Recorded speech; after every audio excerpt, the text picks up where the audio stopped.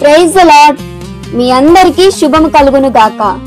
Christmas ప్రయాణంలో 7వ రోజు యేసుక్రీస్తు వంశావళిలో ఉన్న 2వ స్త్రీని జ్ఞాపకం చేసుకుందాం. ఆమె రాహాబు. రాహాబు యెరికో పట్టణంలో నివసించే వేశ్యే. లోకంలో అత్యంత తక్కువగా చూడబడిన పాపిగా ముద్ర వేయబడిన స్త్రీ ఆమె. అయితే ఆమె దేవునిపై విశ్వాసం ఉంచింది. ఇశ్రాయేలు వేగుల వారిని దాచిపెట్టి మీ దేవుడే ఆకాశమందును భూమి అందును దేవుడు అని సాక్ష్యం ఇచ్చింది.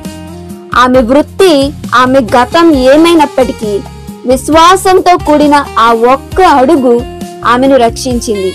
పట్టణం నాశనం అయిపోయినప్పుడు ఆమె కుటుంబం మాత్రమే దేవుని కృపలో రక్షించబడింది.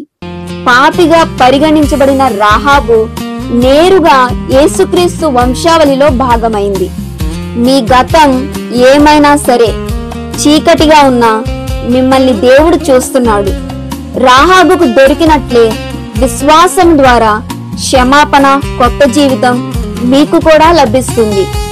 ఎవరైనా సరే ఆయన వైపుకు తిరిగితే ఆయన తన సొంతం చేసుకుంటాడు. మీరందరూ పశ్చాత్తాపముతో ఆయన క్షమాపణను పొందుకోవాలని కోరుకుంటున్నాను. ఆమేన్.